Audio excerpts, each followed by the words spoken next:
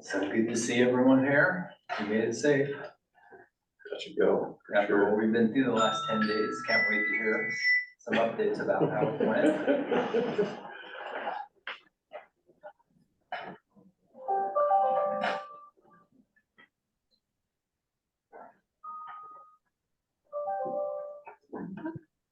Is it 6 o'clock? Okay, I was just going by that clock. Welcome, everyone. It's January 22nd. We're here at Station 5 for the Board of Directors meeting at Clackamas Fire District. We're always here for you. We value our people and the people we serve. Our focus is establishing teams, trust, empowerment, accountability, mindset, and service. If you're attending in person, please sign in at the sheet next to the door. And the regular monthly meeting of Clackamas Fire District's Board of Directors will now come to order at 6 p.m. per ORS, or 5 p.m. 192.610 to 192.690. Per ORS 192.650, the meeting is being recorded. The video recording of the meeting will be placed on the Clackamas Fire District website. So if I could please ask everyone to please stand, face the flag for the Pledge of Allegiance. Pledge allegiance to the flag of the United States of America, to the republic for which it stands, one nation, under God, indivisible, with liberty and justice for all. Thank you. Director Hawes is online with us. Director Joseph is online, so welcome to the two of you. Chief Brown, are there any changes to the agenda tonight? Hi, Chris. Hey, Chris. Yes, Hear from you. we do have one change, and that is to business action item B1. We will not be presenting that tonight. So Well, B1. We yeah. won't be doing B1. we will not be doing B1, so we will go The directly. foundation new trustee. Yes. No, we're doing the new trustee. It's the budget that we're not doing. Yeah. Man, Yeah, you're good. I expected that I would be presenting the new trustee tonight, Yes, not the budget. but not the budget. Okay, so I have an old item, so give me a second here. Where's the? We will not be performing the budget, we'll be doing the trustee, the Foundation. yeah, for the foundations. Yeah, just the trustee only, no foundation budget update. Yeah, with the ice storm, they weren't able to get together and hammer that out last week, so. Yeah, okay, so I think we're good. So that's the only change to the agenda, Chief? That's the only change. Otherwise, we're good. So approval of the minutes of the regular Board of Directors meeting that was on December 18th, 2023. Does any board member have any comments or changes to share regarding those minutes? Nope. Chris, no, we're good. So if there's no changes, the minutes for the regular board meeting of December 18th, 2023 stand approved as written. Public comment. I will now call for statements from citizens regarding district business. Shelby, has anyone provided sign up from the room? I have not received any. Okay, and anyone have anything to say that you didn't sign up? Anyone online?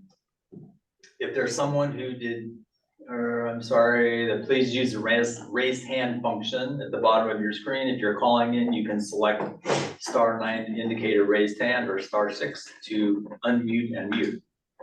Each person will have up to 3 minutes to share their question or comment. So any online, Shelby? None? Okay. So we'll move on to the business items. B1, request board approval of Clackamas Emergency Services Foundation new trustee, volunteer president Jerry Carney.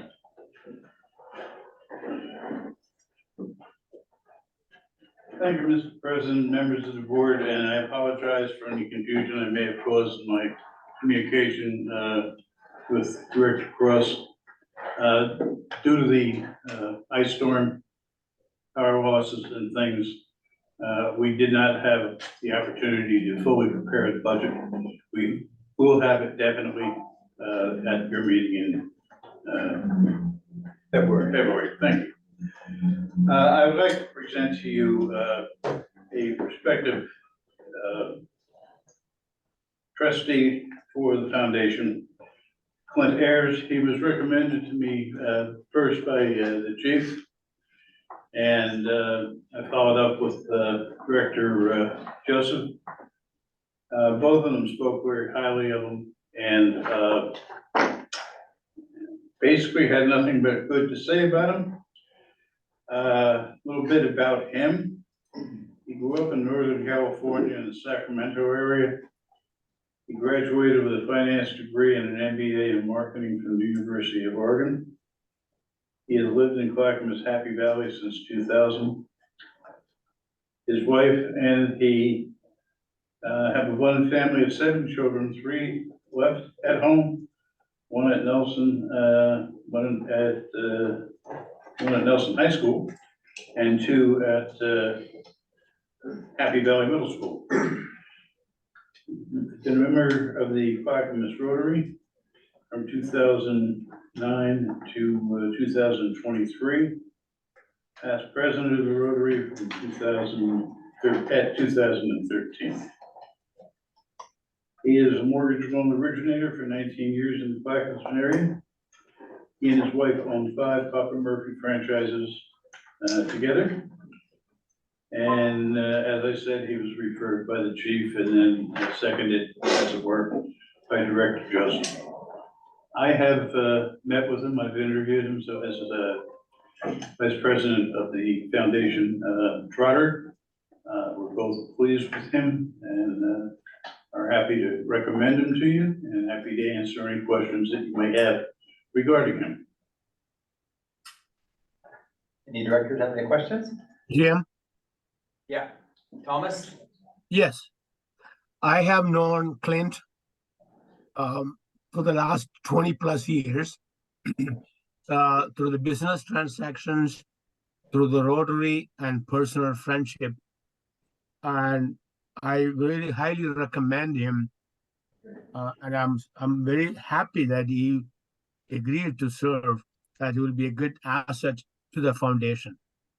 Nice. Yeah, thank you, Thomas. If I might add one more thing, the foundation has been struggling and searching for trustees who are willing to work, whether it's at an auction or another event or whatever. And Clint definitely said he knew that, was willing to get involved. Well, I would say we know how difficult it's been to maintain trustees that were active and that would be engaged and come to the meetings. So I trust your judgment. I trust Thomas's recommendation, Jay. So sounds great to me. I'm glad we found someone that sounds like will be a good trustee. So anything further? So do I hear a motion for the board to approve Clint? Is it Ehlers or Ellers? Clint Ehlers.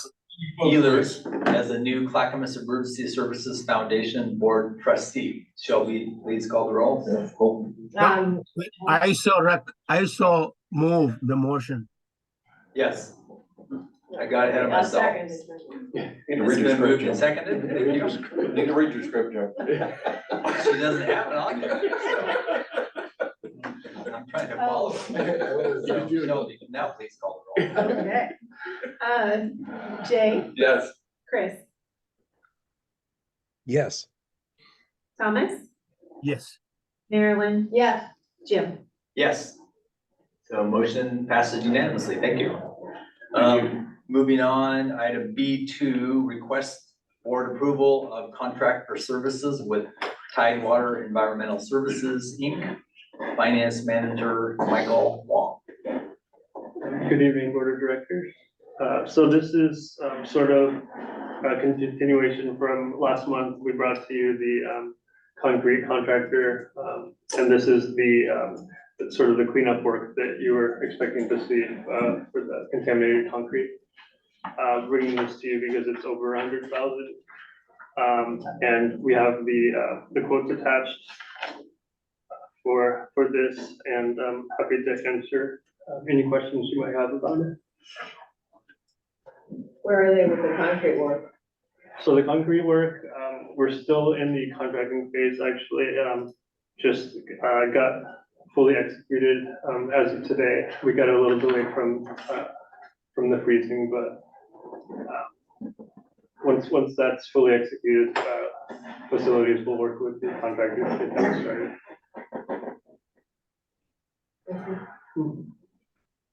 Yeah, when I read the report, I thought it was interesting. I didn't realize that the foam usage actually contaminated concrete, like it has evidently. So I guess over 40 years almost, the training center Using it. I suppose. It has its effects, but yeah, I thought it was interesting. So any other? Chris has a question. Oh yeah, Chris, I'm sorry, we're looking at you on the side, so I'll have to look over more often. You're not in front of us. Chris, go ahead. That's okay. I'm just hiding my easy chair. Okay. Michael, how confident are they that the 380 tons covers the scope pretty well? Are they pretty confident that's the extent of it?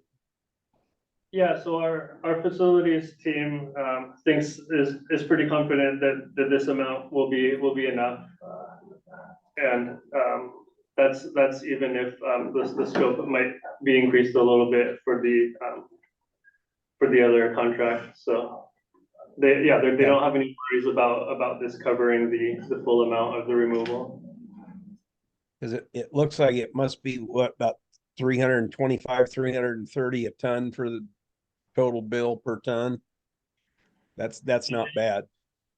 Yeah, they had a little bit different structures between the quotes, like the TES was able to do 20 tons per load, whereas the other vendor was only able to do 10 tons per load, so that they would have to do a longer period of hauling.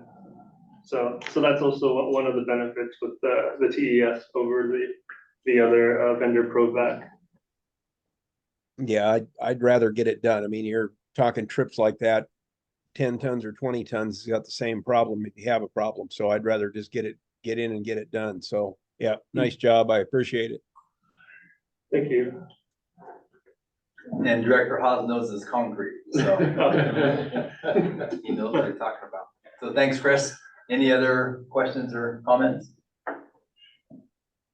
So do I hear a motion for the board to authorize the fire chief to enter into a contract with Tidewater Environmental Services, Inc. in the amount of $125,000? So move. Second. Then moved and seconded. Shelby, please call the roll. Jay, Yes. Chris, Yes. Thomas, Yes. Marilyn. Yeah. Jim. Yes, thank you. Motion passes unanimously. So moving on to other business, OB1, first item up will be board committee liaison reports. First on the agenda is Civil Service Commission. Director Haas, anything to report on the civil service? It was a pretty short meeting. Pretty much, Chief Dieters, correct me if I missed anything, but pretty much just presenting the results of the last recruitment, and how many applications they had gotten and kind of the status of where that process was. Yeah, correct. Yes. And by the Okay. way, the last recruitment was a astounding success in spite of Steve. All righty. Thank you, Chris. Next, we have interagency committee, Director Joseph and myself, but I don't believe that we actually had any meetings. Our Gladstone meeting was postponed, and our interagency meeting with Sandy is next Monday, a week from today, so I don't believe we have anything to report, unless you do, Thomas? No, There is we didn't have any meeting since our last board meeting.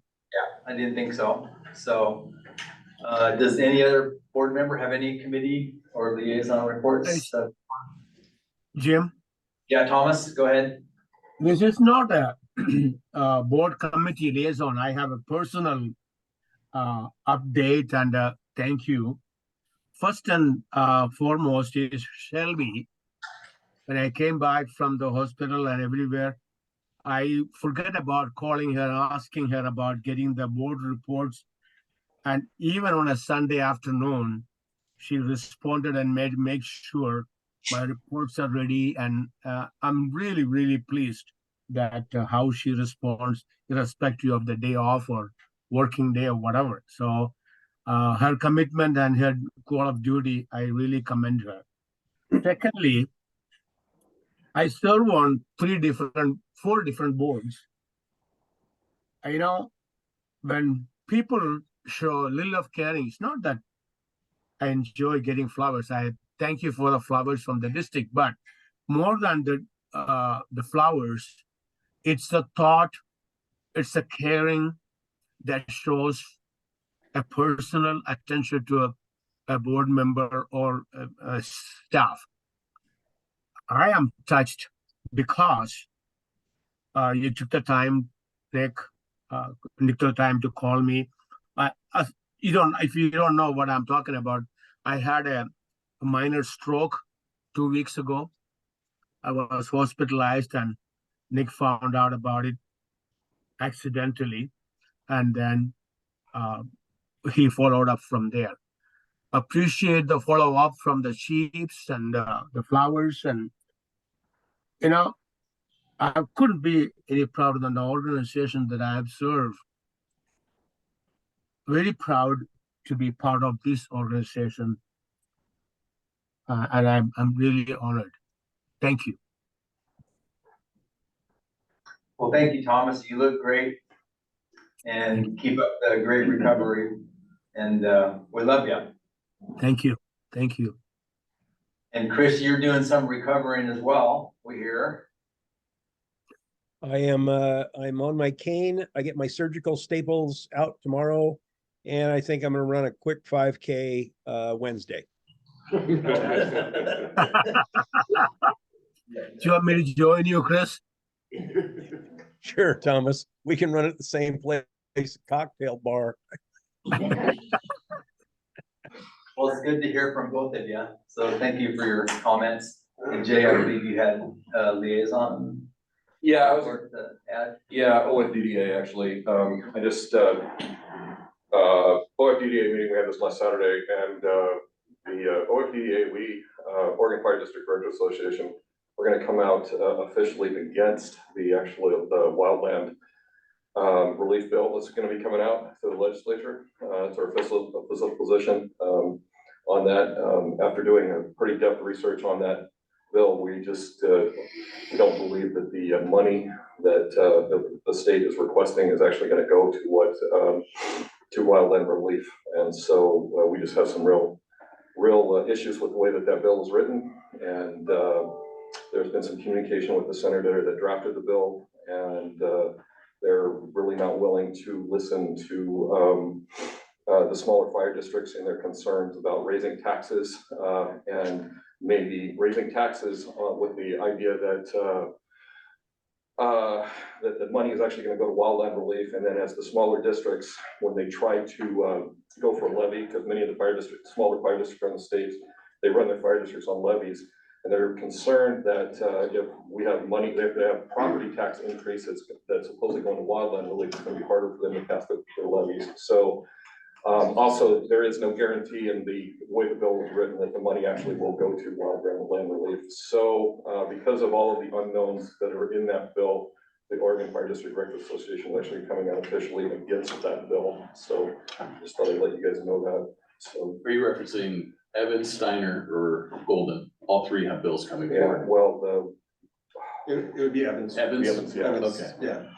So And Steiner is well moving forward, right? Isn't At least a portion of Steiner's is Yeah. moving forward for the reallocation of timber Right, that one, we didn't even look at this weekend, we just looked at the other one, so. But we spent way too much time talking about it on Saturday, but it's not, anyway. I would encourage everybody to actually read it and even look at some of the comments that have been made on it that are online, but it's, anyway, we don't think it's good for the state. So it's certainly not good for the smaller fire districts in the state, so there you go, thanks. Well, Okay, thanks, Jay. Does any board member have any additional informational updates or comments to share on any topic? Okay, moving on to division department reports. First up, Office of the Fire Chief. Chief Brown will share some updates from the Office of the Fire Chief. Thank you so much. First, I'm a little bit embarrassed in the fact that it's Vice President Andrew Gordian's birthday today, and if I'd have known he was gonna be here, I would have had bundt cake and realized he was coming in person. But it is Andrew's birthday today, and so we appreciate him sharing his birthday with us, you know, so. And I would normally sing to you, Andrew, but not happening today on the video. So anyways, just happy birthday, Andrew. Okay, just there's a lot to share for December, and I don't want to rob Steve and Doug, although I really would love to get in there and talk about Opsan. I'm just not gonna do that to you this time, because we'll let Doug share that. But I do want to talk about the Academy 2303 that graduated December 21st. And the significance of that. That's our first levy hire, and increasing the staffing at 5 community fire stations. And why is that important? And I am gonna jump on Dan's piece here. Sorry, I just have to. Suspect there's number 1 and 2 on my notes. Number 1 and number Go 2, ahead. but I'll let you elaborate more on it as far as the times and all of those things. But rarely are you able to implement something and then see the fruits of the labor immediately. And one of the companies that increased staffing, Engine One, I wrote an email to you, but they made a successful save of a victim that was trapped in an apartment complex, who is still alive, fighting for his life still. But because of this increase in staffing, I can guarantee you it had a direct impact on the saving of this gentleman's life. And so, super proud of the firefighters that graduated the academy, and it just is a reflection of the community trusting us, you trusting us as a board, and us starting that process of keeping our promise to the community of what we said we were going to do. So, I have the times real quick if you want to hear it on that call. yeah, go ahead. Perfect time. Dispatched at 12 noon and 54 seconds, arrived at 12:04:58. That was engine 301. Victim found and removed at 12:06:58. So from air brake set to victim out was 2 minutes. Fire under control at 12:11:54. Victim transported at 12:14:25 by medic 303. So it shows the fireground tempo, it shows the pace and the professionalism which our crews go. Those times are simply amazing. And it's why that citizen is still alive as we speak. So yeah, I'm just super proud of our people.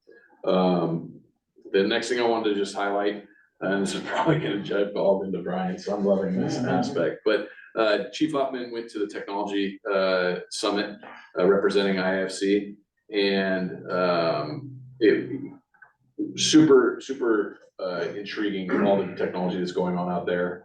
He is a representative on the IFC as far as technology, so bringing that information back to us and helping us to start to grow in those areas is awesome. But it just shows again kind of the drive that our people have of making the fire service better. So with that, I don't want to steal anybody else's report out. I'd be happy to answer any questions you have. Any questions for the chief? Okay, moving on, Office of Strategic Services.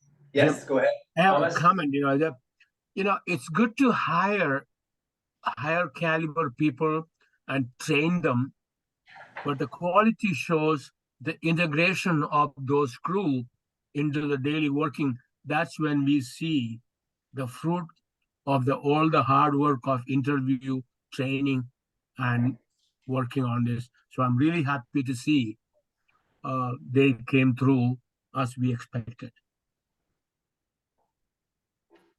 Okay, thank you, Thomas. Real quick, Jim, sorry. Yeah, go ahead. One go back, and I am gonna steal probably Steve's thunder here, but we talked about it a little bit already, with Chris, just some numbers for you. 446 applicants.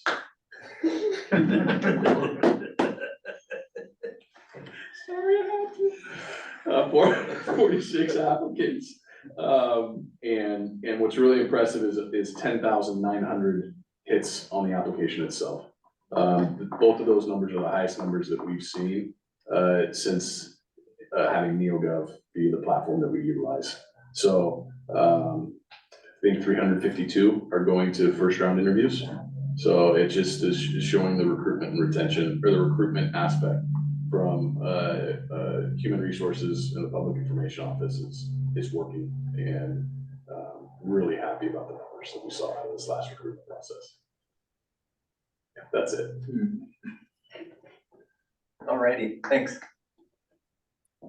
Office of Strategic Services, Assistant Chief Stewart. Thank you, Mr. President. I was just thinking about Andrew coming and sharing his birthday with us, and wondering if Nick's gonna have me go back to next. Yeah, I do have a couple of things. That's good. That's good. Well played. A couple things, just tagging back into the legislative piece. So the bill that Director Cross was speaking to, OFCA has not taken a position on, but we've been in discussion and working with our other partners to understand where that sits, as well as other bills. We've been holding regular meetings with our partners in the space, OFDDA, SDAO, OFMA, Oregon State Firefighters Council, et cetera, to make sure that everybody's kind of has the same picture of the landscape, and everyone's heads are up, and we understand everybody's interest in the ways they may be approaching different legislative activity. As was mentioned, I think with Chief briefly, there's really been 3 legislative concepts that have been presented to address wildfire funding. The one that Chief Cross spoke to does not say wildfire. It says public safety. That'd be Director Cross. Director Cross? I don't know what I said. You called him Chief. Chief, Director Cross, Director Chief Cross, Chief Director Cross. Spicy today. So there's 2 others out there. Again, Rep. Steiner has, Senator Steiner, and then Senator Golden have their bills out as well, looking at seeing what is going to move forward or what might be consolidated with those. And then also out there is a PERS related bill, which would look to add dispatchers, nurses, and district attorneys to the PERS roles. Currently, assistant district attorneys are included.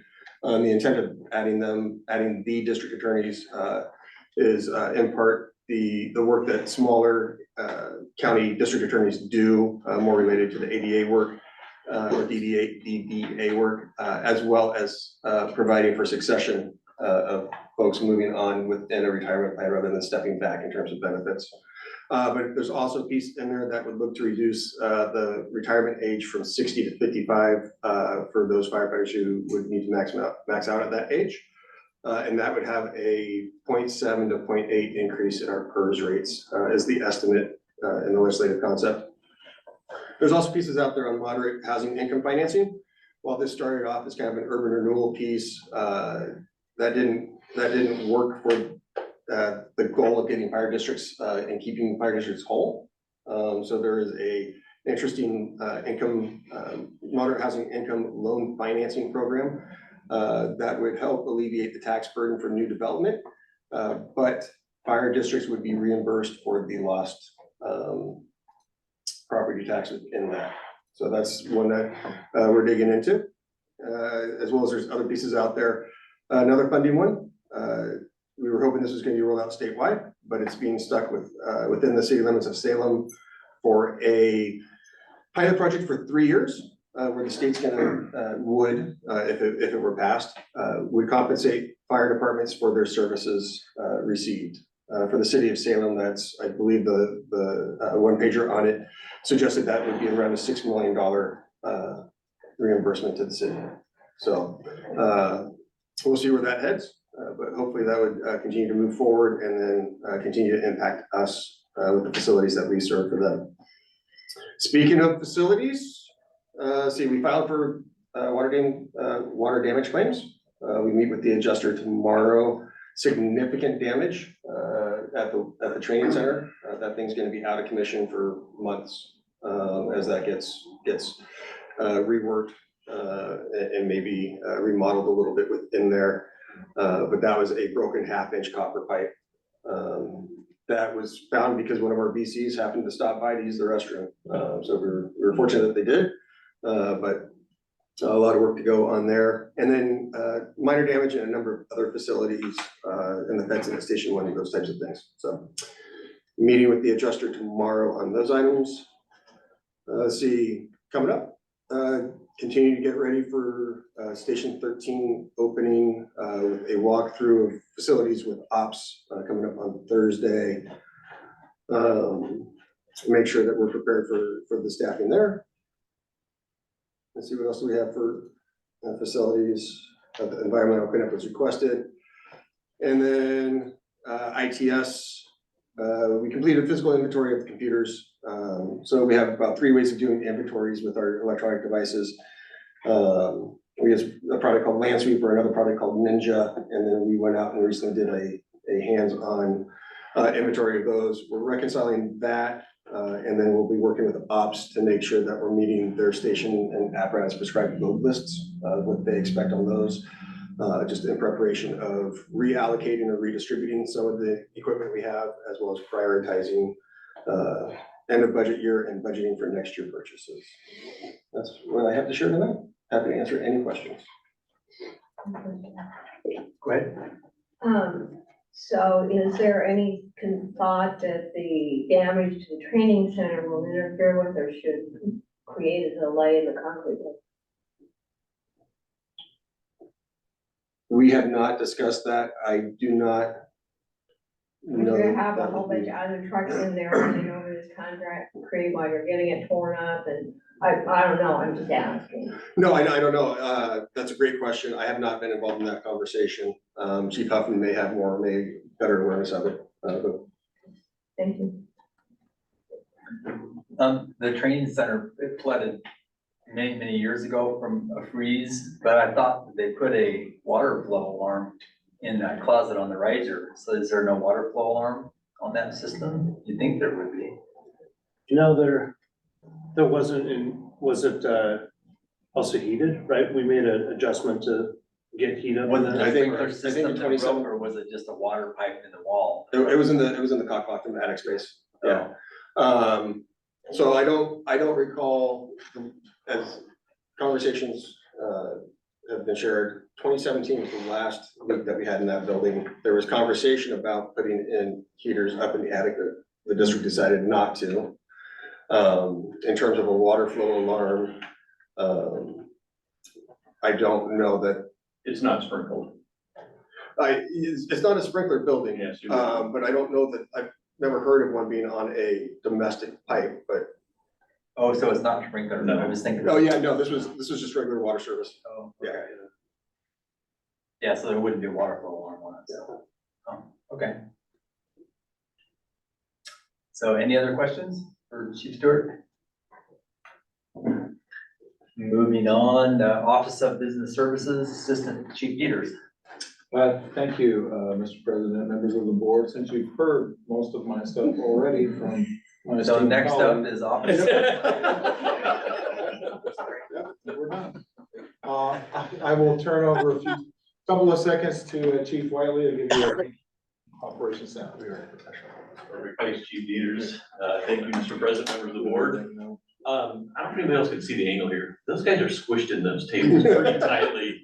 It's comfy over there.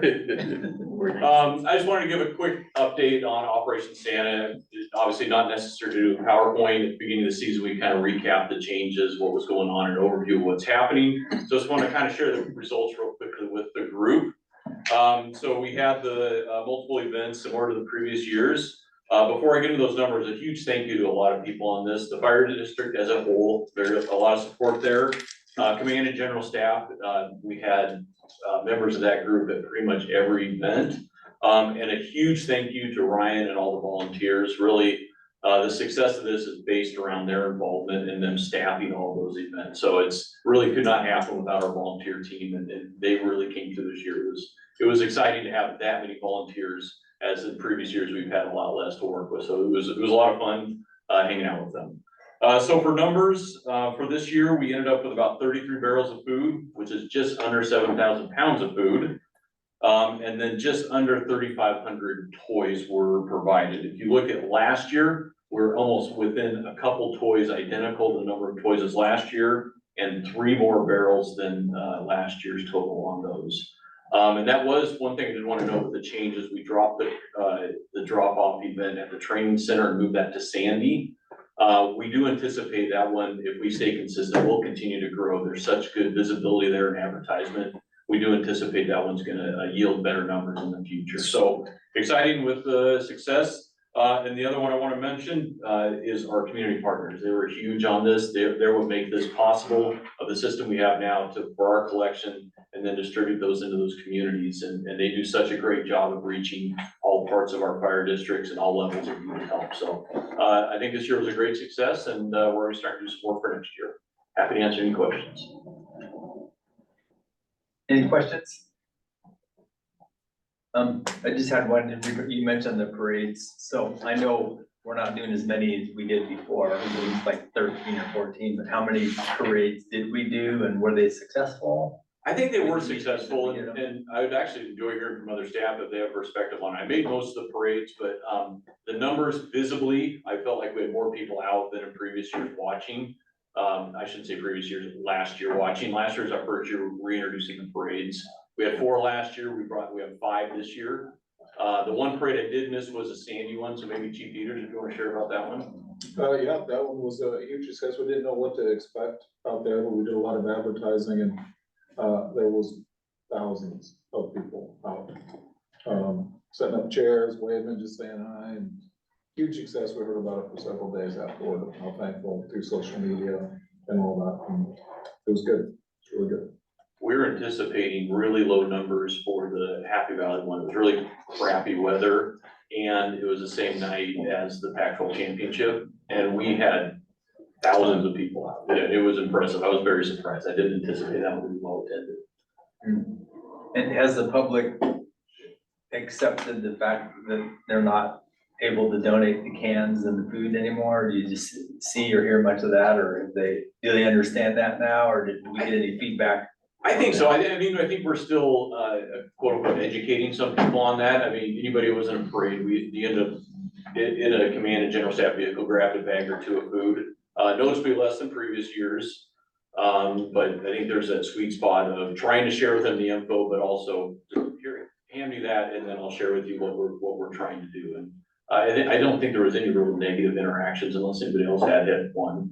A few comments, questions came in, whether it's through the website or phone calls, and I generally would personally touch base with those people. There were so few of them, it was much easier just to give them a straightforward answer and options for what they're looking to do. Okay, thanks. A lot of good spatial awareness by the IC running it, as far as seeing people, noticing where people were. Hey, there's a person to your right with the bag. And so then the van would stop and grab the bag of food from them. But as far as the parades from last year till this year, it was like maybe 2 to 3 stops because of people had food, versus the year before, it seemed like we were stopping all the time. So they're starting to get the hang of it. Thomas has his hand raised. Oh, I'm sorry. Yes, Director Joseph. Yeah, Thomas, go ahead. You're muted. Yes, thank you. We used to provide, I had been requested by a few businesses to provide some drums or containers to collect. We don't have to have a manpower but is that something that we could consider providing, or if they have their own, collecting toys on behalf of us? Thomas, that was one of those things that we talked about when you called me about it. As an organization, if we're gonna let one, we need to do it for everybody. I understand. So that's, you know, we really want to focus our community on coming to the drop-off sites and then enjoying the parade. And so that's really what the focus is moving forward. I don't want to say that we're ever closed-minded to anything. That's not the case, but we really want to see this platform and it's starting to catch legs and be productive like we thought. So we really want to push people towards the drop-off parades and enjoying that and celebrating those opportunities. Good, thank you. I just wanted to clarify because if people, businesses or other people approach me, I want to be able to tell them that our direction is more focused in a different than in the past. Thank you. And to add to that, we have a few businesses that will collect on their own and bring their stuff to the drop-off event. So they still have that opportunity to be at a collection point of their own, and then they load it up and meet us at one of the events. Yes, thank you.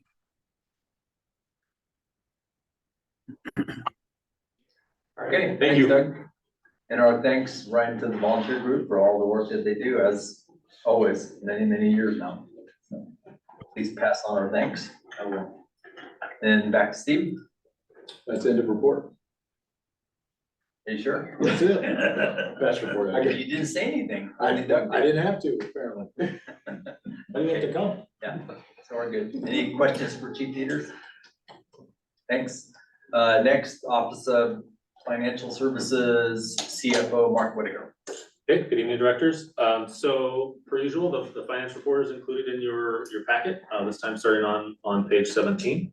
We're halfway through the fiscal year, so great time to take stock of where we are, and things are continuing to trend in good shape. Most of the major expenditure categories were at or less than 50% of what's budgeted, so that's a good sign. Revenue continues to be strong, coming in at roughly what is budgeted, so I don't see any issues for finishing the year out. So the one kind of thing I'm keeping an eye on is our health claims. Again, they're still under 40% for the year, but they tend to come in quite heavy towards the end of the year, so that would be the one area that we could still see kind of an over expenditure of our budget, but again, we budgeted high there, so it shouldn't be a major concern. Other than that, we are starting to prepare for next year's budget, so we'll have a budget calendar out for you soon as we start working with departments to develop the budget for next year. Also, hopefully in the near future, bring a supplemental budget for this year just to clear up some things with the changes in IT and some other things we need to shift some money around that wasn't planned on when we originally adopted the budget. So you'll see that in an upcoming agenda. And that's pretty much it for finance, unless there are questions. Any questions for Mark? I just had one. On our property tax statements, I noticed that the levy amount is separate than the regular fire district amount. So when the assessor's office is paying those to the district, do they pay that separately, or do they just give us one cumulative total, or are they tracking that separately? I was just curious on that. In their payments to us, Clackamas County just lumps it all together, right? So we get one payment each month that includes the levy amount, our permanent rate, and also the GO bond. The bond, rate. And so then we separate it out to make sure everything ends up in the right fund, but they're just lumping it all together. Okay. Ready, thank you. Next up, Office of Emergency Services, Division Chief Ulick. All right, thank you, Mr. President, members of the board. I'll go through a couple of repeats here. Before I do that, we're celebrating the retirement of Captain Zach Brown. Gordian was probably going to speak to that as well at the end of the month, so I'll let Gordo throw down the hard dates on that. Recapping the December calls, I put 3 calls in the board packet.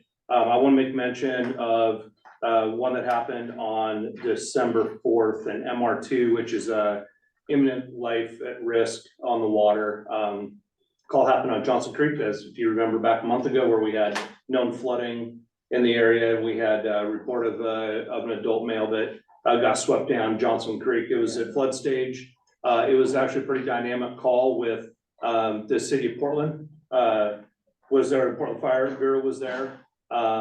We had AMR there, Clackamas County Water Rescue Consortium, so Lake Oswego, Tualatin Valley, CCSO was on its way, and our rescue boat as well. Milwaukee PD had a drone up in the air, like pretty dynamic situation. And then the decision to put boats in the water on a creek that was flooded out. So pretty high risk incident that we had a close call on that, but unable to locate the victim, unfortunately was found deceased, but pretty dynamic for our consortium and for mutual aid partners. So it's worth making note. The consortium did a great job of doing a full after action, making sure that we're following, that what we can improve on following all safety standpoints, hitting every measure that we can. So really kind of proud of that group on how they rallied, how the partners all kind of came together and looked at it and said, this is something that was pretty out of the norm for us to run that type of call. But everything turned out great. So after action was led by CCSO, by Thompson, who runs the program on the boathouse or on the Willamette. So we had on 12/8, we had a fire Big Valley Woods down in Station 18's planning zone in Eagle Creek. We had a significant entrapment on Highway 26 in Kelso on the 9th.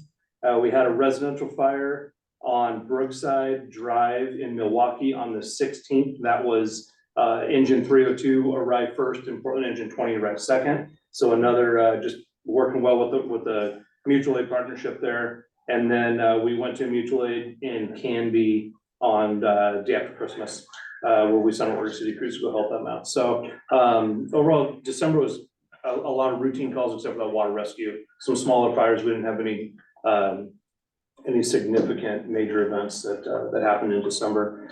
So running through, just recapping here where we're at starting January 1. January 1, we had Academy 14 hit the line, 4-person staffing at station 1, 8, 14, and 19. That includes water tender drivers out of station 8 and station 14 with the levy up staff. We have our goal, Brian touched on it, is we have plans to get station 13 up and running and open in July. And then we're gonna roll out another 1-year plan before July for what year 2 of the levy rollout is. So we'll commit to that. You'll see information coming early summer on that. Preliminary 6-month information on the Sandy contract for service. Engine 371 ran 760 calls in the first 6 months. Rescue 371 ran 591. So a pretty good split there. And then water tender 371 responded or was dispatched on 23 calls and arrived on only 11 of those. So we were analyzing that. We can kind of hit that in another meeting as well, but kind of what that information looks like.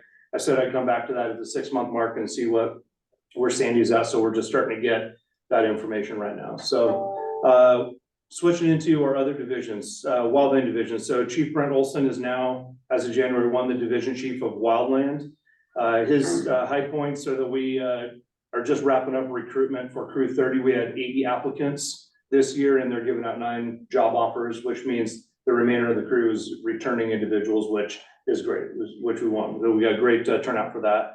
And then Oregon State Fire Marshal's Office has awarded us a Type 6 engine, which we'll see delivery of that at some point this year. EMS, Clackamas County held a board meeting and voted to extend the AMR contract 1 year, which includes nurse navigation. That contract was set to expire on April 30th, so it'll go another year past that. We're pretty excited to get the nurse navigation up and running and into the system. This is a good way to do that. So trying to get the point of it is to off-ramp calls before they hit the 911 system. EMS staff with Neil Clayson, who's our community paramedic, and Justin Colvin, who is our EMS captain. They jumped on rig and responded on calls during our ice storm. They helped take the burden from 34 calls in 3 10-hour shifts. So they did a great job of jumping calls there. Operations, so Kyle Olson, who was a battalion chief of training, he is now the division chief of operations, starting January 1. He oversees training and special ops, and then he's my mid-range operational decisions guy. So kind of call him like my 3-month to 18-month guy. So he's taking that on. His priorities right now are to get the Station 13 plan up and running, and then we're also tying in Station 12 into that conversation while we we're just gonna repeat it if we don't do it all together right now. So we're kind of getting that plan together and to get those stations up and running for levy staffing. Castro's training, I mentioned this in a board meeting previously, but we're gonna start that rollout to all of our company officers on the line. As company officer level training, strategy and tactics is gonna hit them February 1st. And we already hit the significant damage to the TC. And we have an academy onboarding, starts March 5th, 6th, and 7th for 12 people. They're gonna start the academy on March 11th. Moving to field operations, so Jonathan Shireman, who was a battalion chief in the North Battalion, he is now the division chief of field operations. He oversees emergency response within our 3 battalions, so he's our day-to-day person. So kind of the highlight, he jumped in the office, and of course, winter storm hits and everything, so he's been busy up and moving, but I'll kind of segue into his work that he did with the ice storm coming up. Our new ops team sat in on every city and special districts meeting held by Clackamas County Disaster Management and monitored where the storm was, how the cities are doing, what preparation that they had in play. And we really found out that we kind of were able to, on a day-to-day basis, kind of tier our response to the needs. And so we did a lot of upstaffing. We brought in training staff, our EMS staff. We even had the fire marshal's office. We put inspectors on some of the water problems in the area. And so we kind of put the team approach at it, and we're able to titrate that. So it was really good. It was kind of the feedback that we got. The city of Sandy, Milwaukee, Oregon City, everybody was, for the most part, Happy Valley included, where nobody declared a state of emergency. Everybody was well prepared. It kind of shows the resilience that I think we've learned over the last couple of years. So our crews kind of just tagged along with all the resources we had out there with BGE, with roads, and ultimately we were unscathed besides a little bit of building damage. We ran over almost 1,200 calls with almost 2,000 single unit responses out of fire stations. And we had very minimal damage to our apparatus. We had no major incidents at all. So we got really lucky compared to our neighbors that were in bad shape. Lake Oswego immediately declared a state of emergency. Washington County declared a state of emergency. Clackamas County just did great. Hoodland, OEM was up at Hoodland looking at the long-term power outages. We were just in a pocket that we just survived. We ran the calls and took care of business, and crews did a great job. So to wrap this up, I just want to go over some call volume that we got from just our January 13th through the 19th. So kind of hit the main part of the storm. We had 17 calls that were categorized as fires. We had 554 rescue and EMS calls. We treated a lot of patients with fall injuries during this, so we had a significant increase. And we had a lot of service calls. And the really interesting thing is that with MVAs, I think we had like 24 motor vehicle accidents in that 6-day period, minimal. Everybody, all the cities posted to stay indoors and to not travel, and we really didn't run that many accidents, which is one of the highest risks that we could do, is put our firefighters out and on the road in icy conditions. We had 30 power line calls, and we ran 160 water problems. So a lot of things that happened to our training center happened all around our area. So we are upstaffing. We had Brush 308 was staffed by our training staff. They ran 12 calls for us, and with the help of our fire marshals, they took 33 calls off the board, and then the other 34 by our EMS staff. And our unit responses, we had Engine 301 ran 135 calls in that time frame. Engine 302 ran 112, and Heavy Rescue 305 ran 118. And that doesn't mean everybody else wasn't busy. We averaged about 172 calls a day. At one point, we had on one day specifically, the North Battalion ran 149 calls. So in just the North Battalion. So super busy for operations, but ultimately came out of this unscathed. And I want to just throw kudos out to Bill Bischoff and his staff at Fleet. They're the ones that kept us on the road. Chains was an issue. At one point, we had 3 chains, only 3 chains for all the tires on the ladder truck, and we were running pickups with 2 pickups out of this station, out of the truck stations, and doing anything we could to keep the heavy assets available. So, end of ops report. Happy to answer any questions. When I was working, I always said that with the firefighter's job was to break it, fleet's job was to fix it, and if it wasn't for those guys, we'd be feeding horses every morning. So, Right. Yeah, absolutely. Yeah, they did a great job. Yeah, they got staff in every single day. They made their way in to help out, and that also includes our servicing our contract cities as well as contract departments. So they did a great job. Wow, that was a lot. I know. I have the notes for just or Kelly just to be able to transcribe into the. And you didn't even tell us about the 2 fires at the same time in Sandy last time. You know, I was looking for the second one. I must not gotten the report on. There was 2 back-to-back fires in Sandy. Yeah. Yeah, Sandy is, it's interesting, and I'll share, once I got more, the data better put together, show you where the incidents are, when the fires happen, when the calls happen. They trend a little bit different than historically the rest of us. Their peak call days are different than normally what we have. Their peak time during the day is different than what we have, and it makes sense with their staff, and they've told us no rhyme or reason to it. But, and now it's, I can back it up with data, there's no rhyme or reason to it, so they run a lot of calls.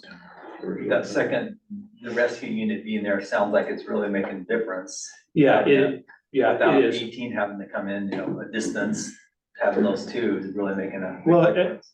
And Jim, I think one of the big parts too is having 18s is so close to a big part of their service area, and 14s is close.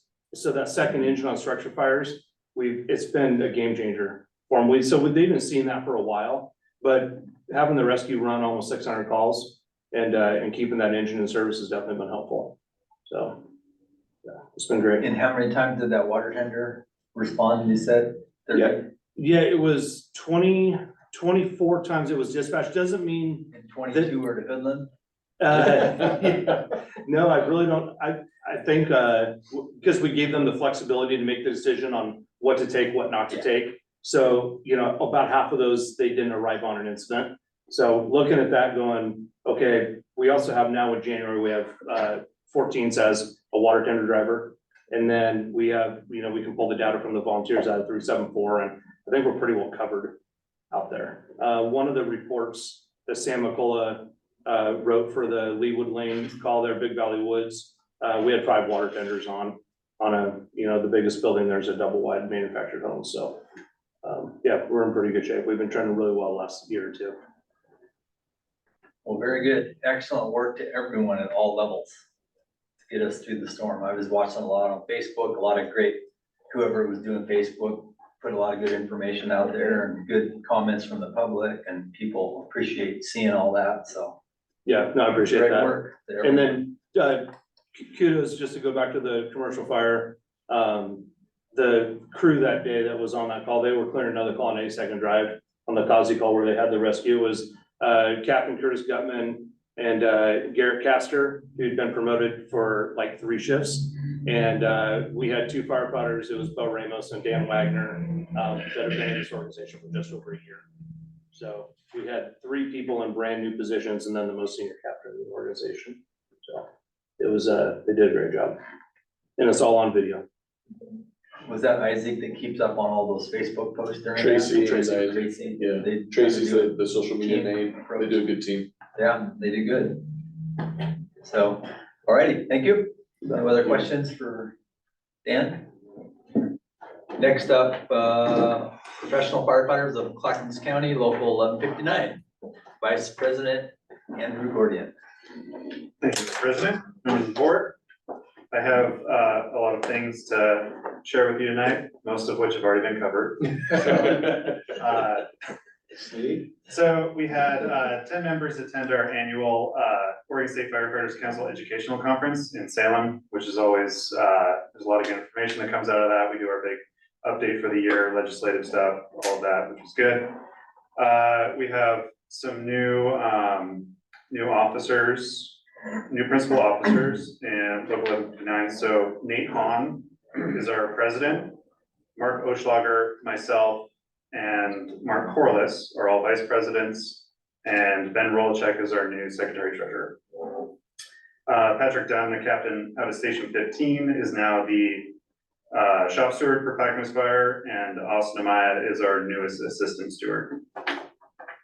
So, like Chief Muley mentioned, Zach Brown is retiring on, his last day will be Tuesday, January 30th.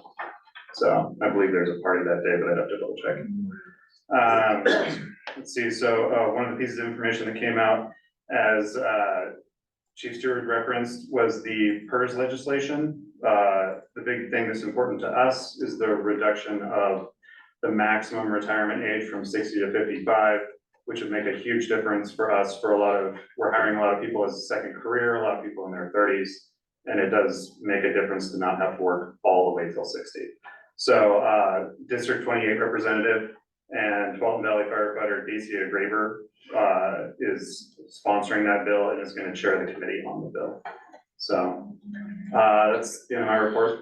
If you guys have any questions, I'd be happy to answer them. The shop steward for Clackamas again? Patrick Dunn. And I can get you his contact info, I'll be back.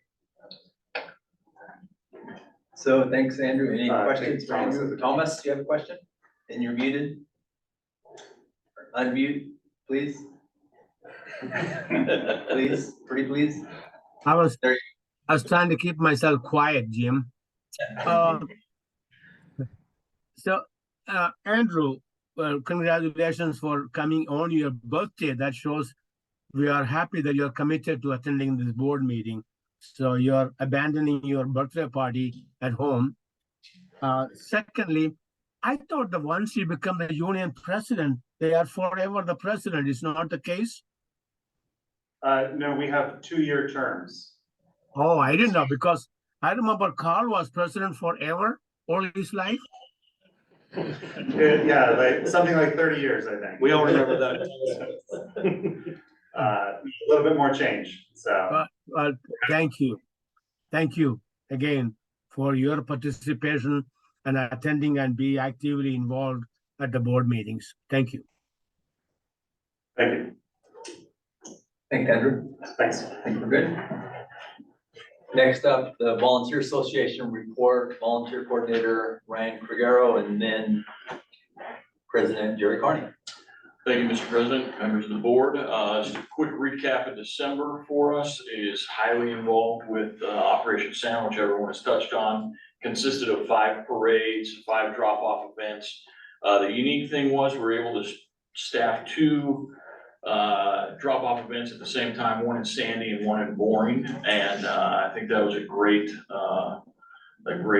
attribute to the volunteer ranks growing over the last year and being able to support simultaneous drop-off events. The parades were fantastic as usual, and the people that made it out, I think it was great. It was good to see the parades expand into the east, into Sandy. I thought that was kind of an exciting venture.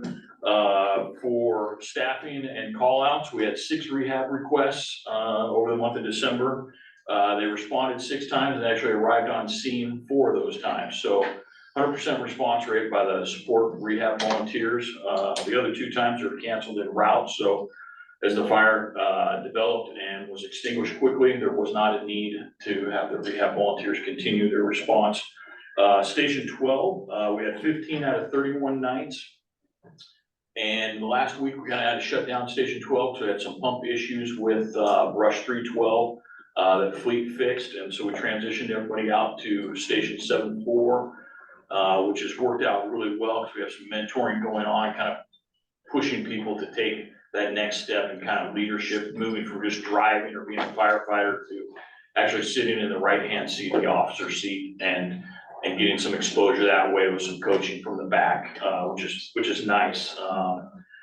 So we staffed Station 7-4 20 out of 31 nights. This next month it will be a little bit higher as well, just because we still have some of those Station 12 people staffing 7-4s. We'll begin to transition back to Station 12 there. And then that training was suspended just so people could spend time with their families during December, and happy to answer any questions at this point. Any questions for Ryan? Thomas, Chris, good? Right. Thanks, Ryan. Jerry?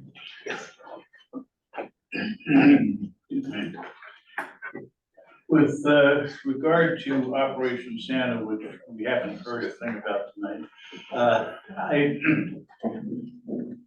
I want to commend the volunteers, particularly the new volunteers. There was an enthusiasm that I haven't seen in 16 years for wanting to participate and wanting more. They were extremely impressed with it, particularly the tour of Steve Beater's house.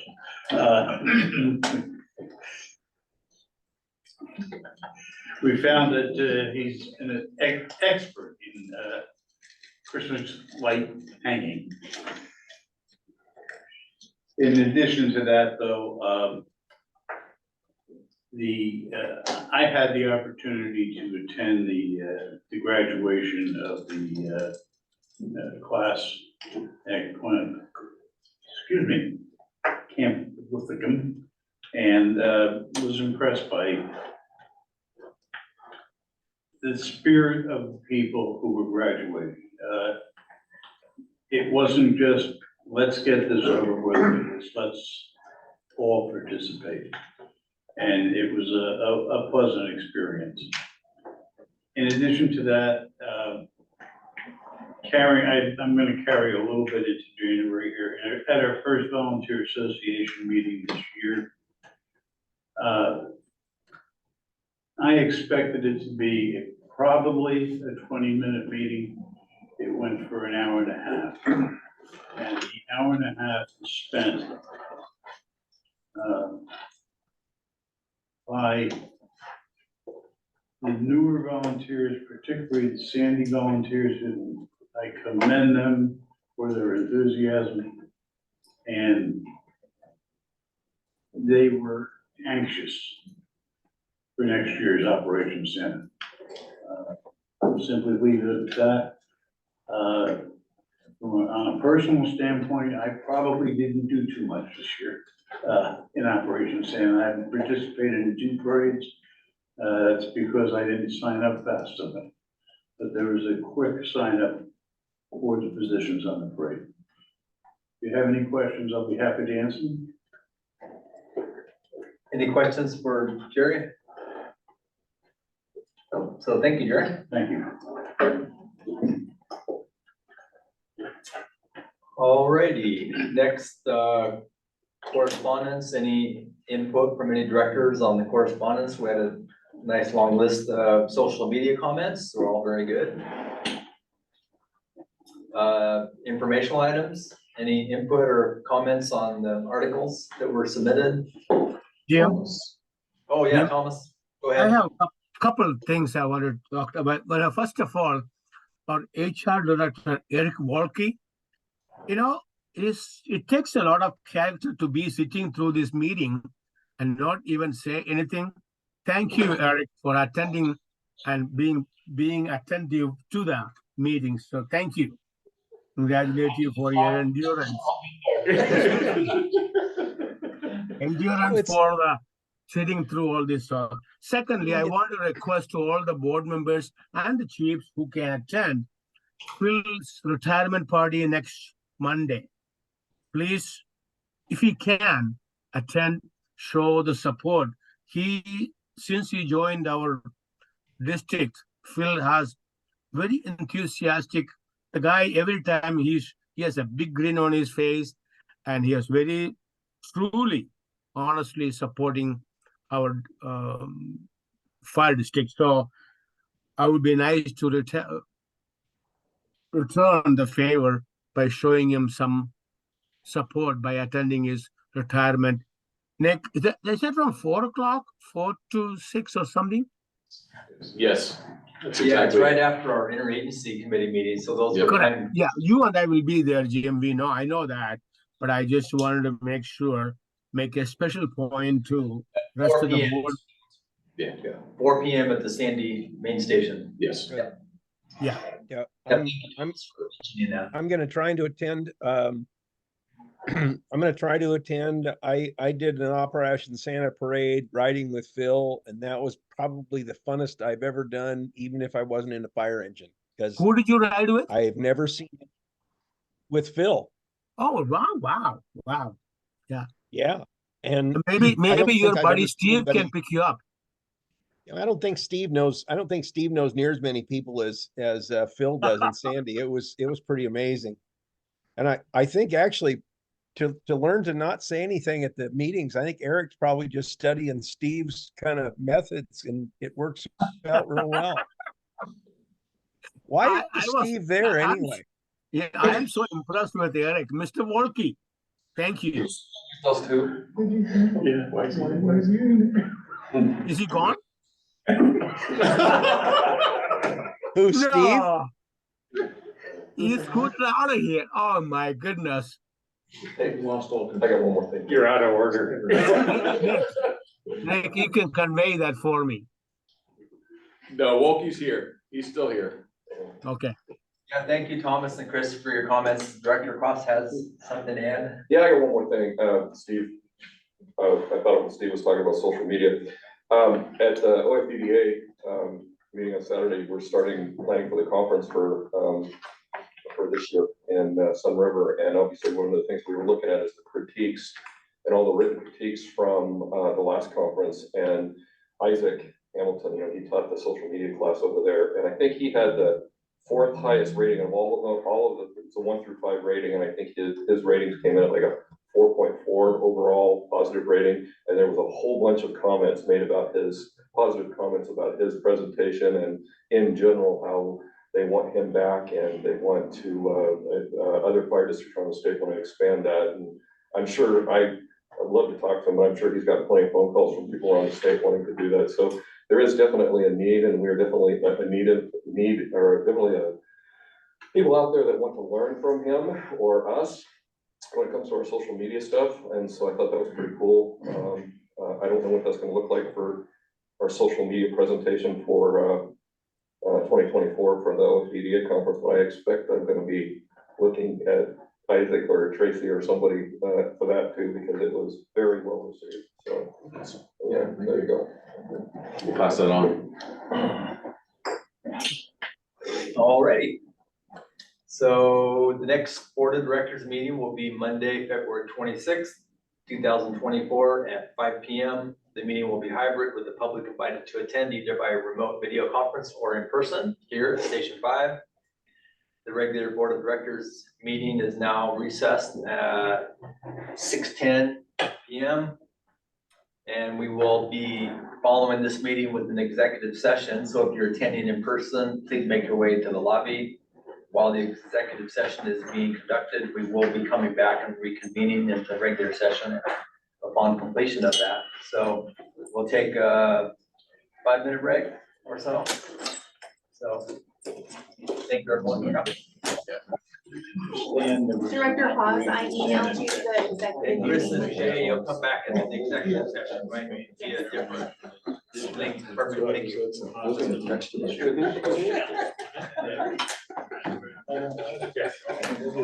We're not going hungry, don't. Exactly. Do I have to do anything? I talked to Jerry about the foundation. But I think Doug might have worked out. Make sure that- As I said, it's not like, we're starting. Yeah, no, we'll work it out. I'll make a note. One of the things they brought up was, Thanks, Jerry. oh, yeah. You had mentioned the last few years, and they wanted, a little bit more details and.